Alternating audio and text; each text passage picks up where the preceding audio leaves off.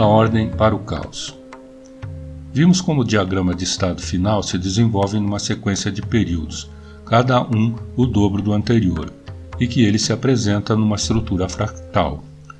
Vamos dar uma noção de como quantificar matematicamente um sistema caótico. Observando detalhadamente o mapa logístico, a parte A menor ou igual a 3 e maior que 1 tem uma dinâmica muito simples, onde as iterações da equação logística sempre terminam em um ponto fixo estável. A este ponto chamamos de atrator. Por exemplo, vemos na figura que para A igual a 1,75, ao iniciarmos em x0 igual a 0,3, chegaremos ao ponto fixo atrator PA de 1,75 igual a 0,428571, etc. Agora, se iniciarmos com x0 igual a 0,428571, isto é, o valor do ponto fixo P, teremos x0 igual a x1 igual a x2 igual a P de 1,75, que é igual a 0,428571, etc.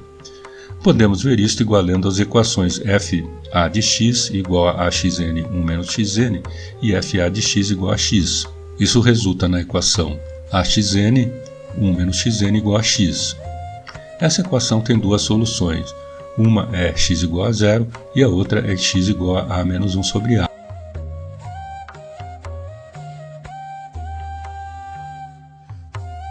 Note que a equação, se x0 igual a 1, teremos x1 igual a x2, etc. igual a 0. Como x igual a 0 é um ponto fixo, dizemos que x igual a 1 é a pré-imagem do ponto fixo 0. Vemos que x0 igual a 0 e x igual a 1 são os únicos valores iniciais que levam a 0. Todos os outros valores iniciais levam ao ponto A menos 1 sobre A. Qualquer valor inicial entre x igual a 0 e x igual a menos 1 sobre A torna x1 maior que x0 para A maior que 1, o que faz com que o ponto se afaste de 0. Então, ao ponto 0 chamamos de um ponto de repulsão, ou ponto fixo instável.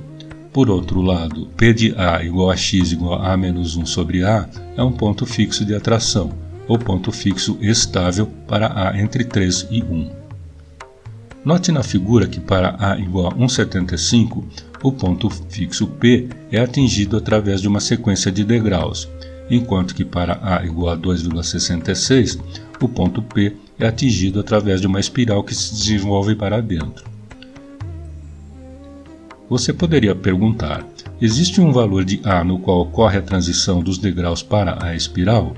Sim, existe. Este é o vértice da parábola onde A igual a 2. Esse ponto é chamado de superatrator.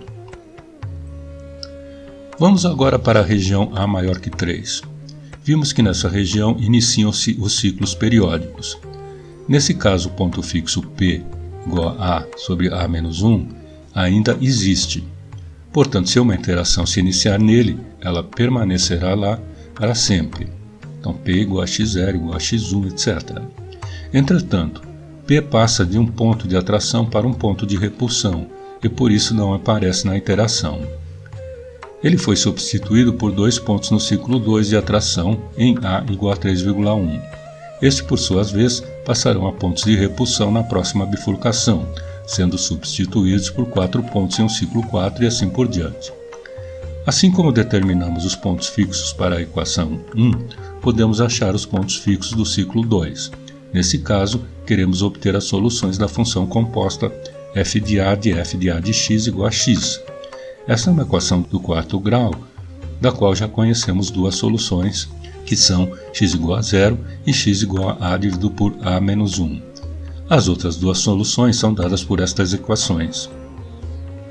Estes são os pontos fixos atratores do ciclo 2 que substituem x igual a P de A igual a A menos 1 sobre A no ponto A igual a 3, provocando a bifurcação. Note que a cada iteração, o grau da equação 1 dobra, tornando impossível a determinação de soluções algébricas a partir de poucas iterações. Assim passamos da estabilidade, ou seja, da ordem, para o ciclo 2 e ciclo 4 até o caos.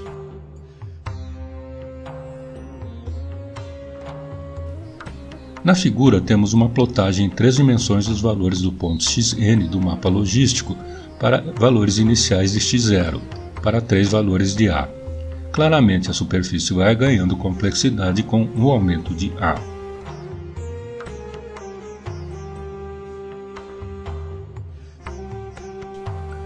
Note que pelo menos 2 erros são inevitáveis ao se processar a equação logística. Primeiro, é impossível entrar com um valor de x0 absolutamente preciso, e como sabemos, qualquer mínimo erro nas condições iniciais crescerá exponencialmente. Em segundo lugar, como computadores só podem processar números racionais, na extração de uma raiz quadrada, por exemplo, algum erro deverá ser gerado. Sumarizando, caos é um comportamento irregular gerado por uma fonte determinística. Caos não é um fenômeno randômico ou probabilístico, porque o futuro é completamente definido pelo passado, embora esse futuro só seja previsível a curto prazo. Por isso, a observação de Laplace de que o futuro está totalmente determinado não pode ser aceita. Previsão do tempo e caos. A habilidade de previsão meteorológica se estendeu por cerca de um dia por década nos últimos 30 anos, principalmente devido a esquemas de captação de dados muito melhorados, supercomputadores e simulações de computador mais avançadas do clima.